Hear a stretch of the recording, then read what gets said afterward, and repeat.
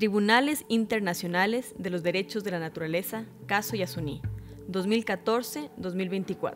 El Tribunal Internacional de los Derechos de la Naturaleza es un foro de jueces éticos que investiga y publica las violaciones de los derechos de la naturaleza, dando voz a los ciudadanos de todo el mundo que hablan en nombre de ella, protestan contra la destrucción de la tierra y a través de evidencias los jueces desarrollan jurisprudencia para emitir recomendaciones sobre la protección de la tierra, la garantía de los derechos de la naturaleza y su restauración.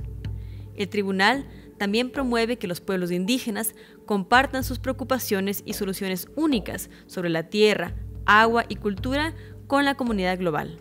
El Tribunal Internacional de los Derechos de la Naturaleza ha escuchado el caso Yasuní en 7 ocasiones, en 2 tribunales locales y 5 tribunales internacionales. La primera vez fue en Quito, el 17 de enero de 2014. La física, filósofa y escritora de la India, Vandana Shiva, fue presidenta de este primer tribunal. El caso Yasuní fue presentado por el doctor Carlos Larrea de Ecuador. Los derechos de estos indígenas no contactados por su propia razón no pueden ser representados por sí mismos en este tribunal, también se encuentran amenazados. Vandana Shiva cerró el primer tribunal con la admisión del caso y la determinación de que se habían violado los derechos de la madre tierra. Intellectually, we know the fossil fuel age is old. And yet, those who can make quick money by mining the last reserves of gas or coal or oil, and it's interesting, it's called crude, because it is. It's not sophisticated, it's crude. They're making their last desperate attempt. Ese mismo año, debido a la urgencia de Yasuní, hubo 2 tribunales locales, ambos en Quito. El primero, el 9 de abril de 2014, con el sociólogo portugués Boaventura de Sousa Santos como presidente. Durante esta audiencia se presentaron más pruebas, incluido el proceso ciudadano para reunir más de 755.000 firmas para detener la explotación en el bloque ITT.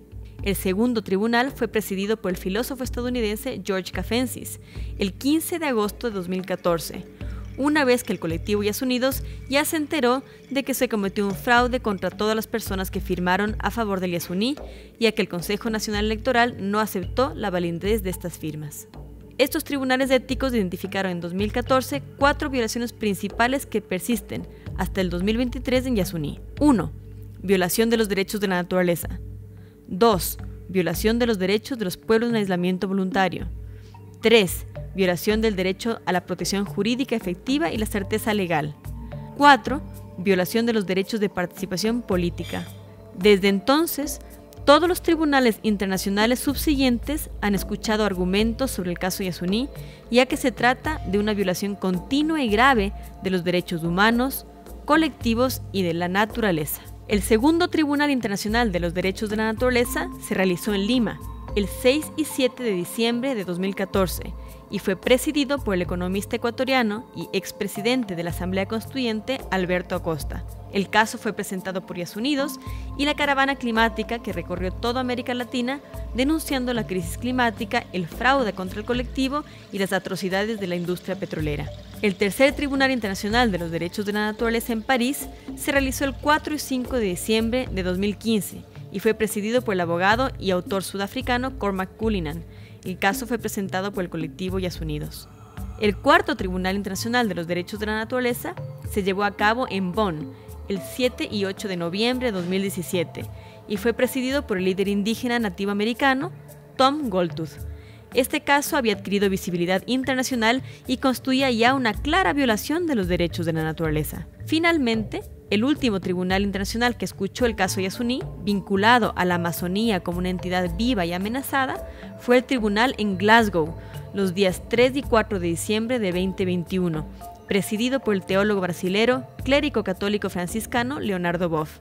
El Tribunal Internacional de los Derechos de la Naturaleza ahora puede cerrar el caso con la resolución más esperanzadora: un referéndum liderado por ciudadanos para dejar permanentemente el crudo en el subsuelo y desmantelar la infraestructura petrolera que nunca debió haberse instalado en una parte del Parque Nacional Yasuní, específicamente en el bloque 43 de OITT. El 20 de agosto de 2023, tras el dictamen de la Corte Constitucional, el Consejo Nacional Electoral dio paso a la consulta popular nacional en el Ecuador, en la que se preguntó a toda la ciudadanía ecuatoriana: ¿está usted de acuerdo en que el gobierno ecuatoriano mantenga el crudo del ITT, conocido como Bloque 43, indefinidamente en el subsuelo? De manera mayoritaria, con más del 59% de los votos válidos, el Ecuador optó por el sí en la consulta, un rotundo sí a la naturaleza, lo que significa que el Estado deberá dejar de explotar el bloque ITT en el Parque Nacional Yasuní, convirtiéndose en el primer país en el mundo que decide dejar el petróleo en el subsuelo de manera democrática, valorando más la vida que los combustibles fósiles y dando un mensaje de luz y esperanza para la lucha urgente contra el cambio climático. Gracias, Ecuador, por decirle sí al Yasuní, sí a los derechos de la naturaleza, sí a los pueblos indígenas y sí a las generaciones futuras.